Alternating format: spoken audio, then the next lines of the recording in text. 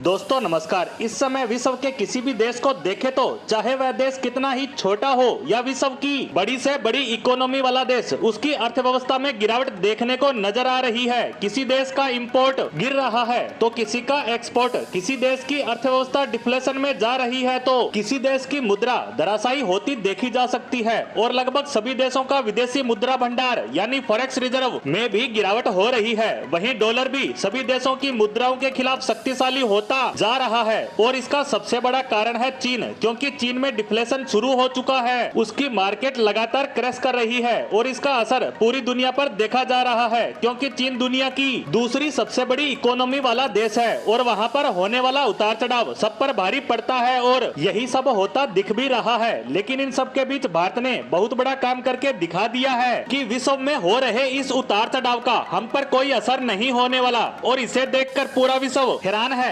दरअसल पिछले हफ्ते भारतीय फॉरेक्स रिजर्व के आंकड़े जारी कर दिए गए हैं, जिसमें यह करीब 700 मिलियन डॉलर बढ़कर 600 बिलियन डॉलर के पार चला गया है। वैसे ये कोई नई खबर नहीं है कि भारत का खजाना 700 मिलियन डॉलर बढ़ा है, यह पहले भी इस लेवल तक बढ़ता रहा है। लेकिन सबसे खुशी की बात यह है कि यह खजाना बढ़ा है, क्योंकि यह खजाना पिछले महीने 609 बिलियन डॉलर के पार था। तब मैंने इस पर पोस्ट भी बनाई थी, लेकिन पिछले दिनों डॉलर मजबूत होने लगा तो भारत को अपना रुपया बचाने के लिए मार्केट में भारी मात्रा में डॉलर को निकालना पड़ा, जिससे भारत का खजाना गिरने लगा और यह 600 के करीब आ गया था। और डर ये था कि यह खजाना और ज्यादा गिरकर 600 बिलियन से भी नीचे ना चला जाए, क्योंकि यह लेवल हमने काफी समय बाद छुआ था। 600 बिलियन डॉलर का लेवल एक साइकोलॉजिकल मार्क है, क्योंकि जब हम 635 बिलियन डॉलर से गिरकर 530-35 पर आ गए थे तो इसे वापस छूने में हमें 1 से 1.5 साल का वक्त लग गया था और हम अभी तक उस 635 बिलियन डॉलर के आंकड़े को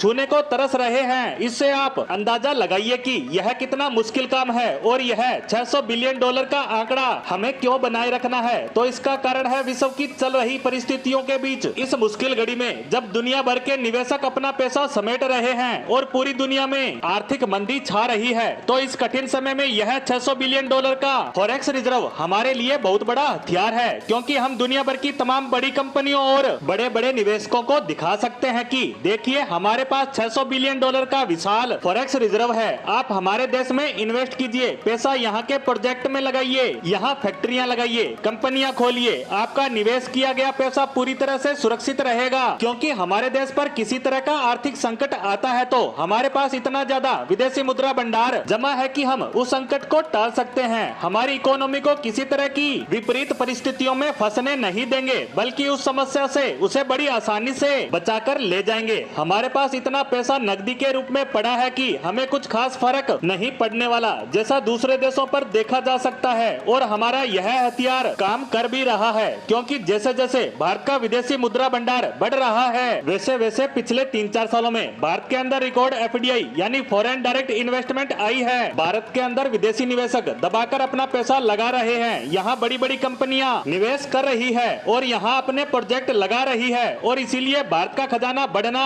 एक बहुत ही बड़ा पॉजिटिव साइन है। हम उम्मीद करते हैं कि भारतीय रिजर्व बैंक किसी भी तरीके से इस 600 बिलियन डॉलर के आंकड़े को बनाए रखे। हालांकि इस पर भविष्य में किसी भी तरह का परिवर्तन होने पर उसकी अपडेट देते रहेंगे। इसी के साथ हमारी आज की पोस्ट को यहीं समाप्त करते हैं। धन्यवाद।